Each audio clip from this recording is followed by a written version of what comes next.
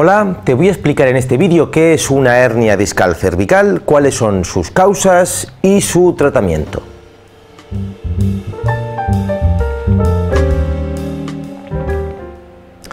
Lo cierto es que la hernia discal cervical es menos frecuente, bastante menos frecuente que la hernia discal lumbar, pero no por ello es menos importante en el sentido de que va a provocar una sintomatología importante de dolor en el brazo, de cervicobraquialgia, que puede ser bastante severa y bastante molesta y termina también en muchos casos en cirugía en el quirófano. Vamos a pasar un poco a ver qué es la hernia discal cervical, luego pasaremos a ver sus causas y hablaremos un poco de su tratamiento.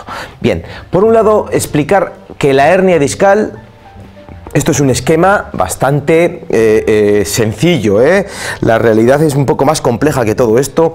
Aquí los discos parecen dos hamburguesas redonditas, todo es bastante más complicado y con forma bastante más intrincada que esto, pero nos es suficiente para entender cómo una hernia es este saliente de aquí, es el disco. Veis que aquí no hay ese saliente y aquí ha ocupado, sale aquí un globo que puede comprimir la salida de la raíz nerviosa. Vemos aquí esa misma imagen vista desde arriba, ¿sí? Por decir de alguna forma, el disco debería ser así y ha salido esto que es la hernia, que está ahí comprimiendo la salida de la raíz nerviosa, ¿sí? Es lo que luego puede provocar dolor en todo el recorrido de esta raíz nerviosa, en este caso hacia el brazo, ¿vale?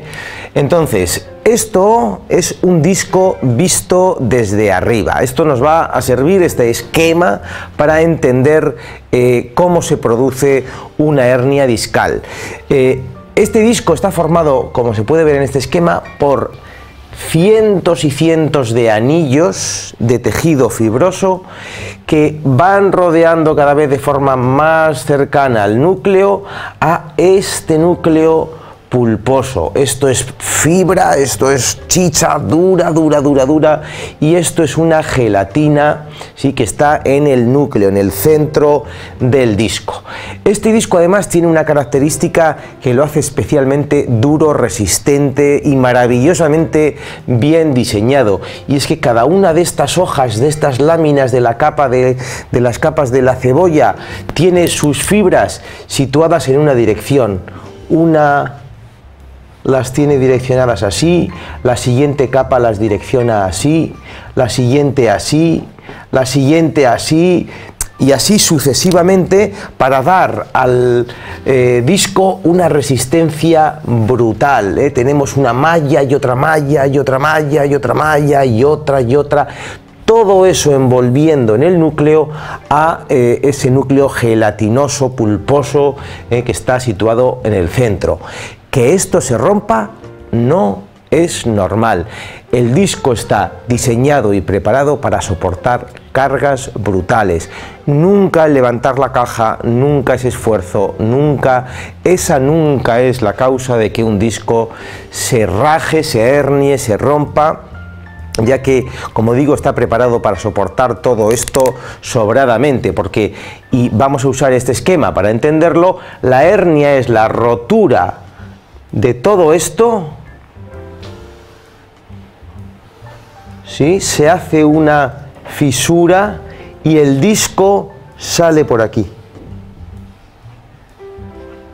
El núcleo, la gelatina, sale por un lado del disco. Puede ser más lateral, puede ser más posterior, sí, pero eso es un poco la definición de una hernia discal, en este caso en la zona cervical. Las más famosas quizás son las lumbares, pero aquí estamos hablando de la hernia discal cervical. Vale, vamos a pasar a las causas de estas hernias discales. La primera causa es la alteración mecánica con carga desequilibrada. ¿Qué quiere esto decir? Pues un poco por explicarlo metafóricamente, si tú tienes un coche y las ruedas de tu coche están bien rectas, el sufrimiento mecánico va a ser mucho menor. Si te imaginas que tienes el coche con esta disposición de las ruedas, ¿sí? Obviamente esta rueda va a estar sufriendo, no está funcionando bien. Cuando hagas kilómetros y kilómetros, esta rueda se desgastará más rápidamente. Eso es un desequilibrio mecánico con sufrimiento mecánico. Ahora vamos a ver este desequilibrio, pero visto a nivel vertebral. Tenemos una vértebra y otra vértebra. Una vértebra y otra vértebra. Aquí funcionando en condiciones normales. El disco, que es la parte verde, está en medio. Vamos a decir que este disco tendría aquí el núcleo y aquí todas las capas. ¿Sí? Cuando recibe peso en todas las direcciones, este núcleo tiende a querer salir en todas las direcciones. ¿De acuerdo? Pero ahora tenemos aquí un apoyo desequilibrado, una mecánica desequilibrada, con mayor apoyo en un lado y menor apoyo en el otro. Tenemos por un lado que el núcleo se irá especialmente hacia este lado, pero la compresión la van a sufrir sobre todo este lado de los anillos fibrosos, ¿sí? Aquí va a haber una desecación de este lado del disco, de forma que en el momento en el que hagamos un movimiento en el que esto haga lo contrario, ¿sí? Y el disco se ponga, por decirlo de alguna forma así, el núcleo va a querer salir hacia aquí y se va a encontrar toda esta estructura reseca. Aquí es donde se romperá y tendremos la hernia discal, ¿sí? Este es el proceso por el cual se produce una hernia discal. La clave de este proceso, insisto, el desequilibrio mecánico. A ver qué he pasado de diapositiva sin borrar. Y estamos ya en la segunda causa, las alteraciones vertebrales y viscerales. Esto vamos a decir que tiene una relación con lo anterior, con la alteración mecánica, pero es mirarlo como si dijéramos un escalón más allá, porque tenemos la alteración mecánica que afecta a la relación entre dos vértebras y termina dañando el disco, como he explicado hace un momento, pero podemos entender que esto viene originado por una disfunción, un mal funcionamiento en una víscera.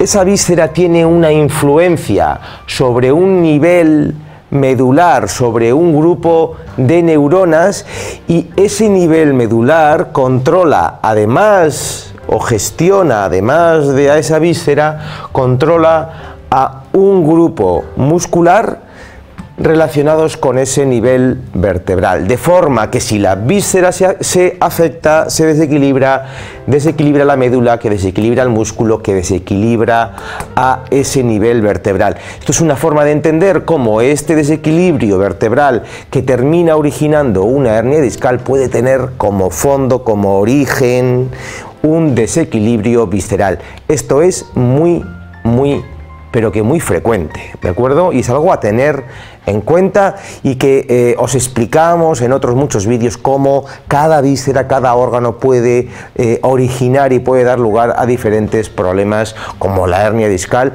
siendo distinta, por ejemplo, cuando es en el lado izquierdo y cuando es en el lado derecho. Tercera causa de una hernia discal, tensión muscular mantenida. Por explicarlo de alguna forma, todo en el cuerpo, todo en la naturaleza precisa de estos dos movimientos: contracción, relajación, el día y la noche, ¿sí? Esto es saludable. Si uno levanta el peso, la caja hasta el máximo de contracción, pero luego relaja, máximo de relajación, ¿de acuerdo? Este sistema funciona y no se daña. El problema es cuando esto se queda, esto se queda a vivir aquí, ¿sí? Y no hay una tensión, no hay una relajación. Esto es muy típico del estrés. Esto es muy típico de la vida sedentaria, es muy típico de esas personas que mantienen una tensión constante, constante, constante. Aquí es donde funciona muy bien el ejercicio físico porque nos ayuda a dinamizar, ¿sí? A no quedarnos en una tensión mantenida, sino movilizar en ese sentido la musculatura, que va a ayudar a relajarla también y a hacerla más distendida, ¿sí? Y cuarta causa de hernia discal, el exceso de trabajo. Cuando decimos exceso de trabajo nos referimos a un nivel o unos niveles vertebrales, generalmente la zona dorsal, que están demasiado rígidos, unos niveles vertebrales, zona cervical alta, que están demasiado rígidos, y esta zona cervical baja, esta es la que va a hacer todo el trabajo, todo el dinamismo, y va a ser aquí donde se den las hernias discales con mayor frecuencia, pero salen aquí por las causas que hemos descrito antes y por el exceso de dinamismo, por el exceso de trabajo que asume esta zona a consecuencia de lo poco que trabajan estas dos. Yo suelo explicar que es como si tienes 3 hijos y 2 no trabajan nada, ¿verdad? El tercero tendrá que hacer su trabajo más el de los otros 2. Por eso el tratamiento muchas veces va a estar encaminado a dinamizar, a soltar la rigidez de los que no trabajan, para que el que trabaja demasiado también pueda descansar y esté menos forzado.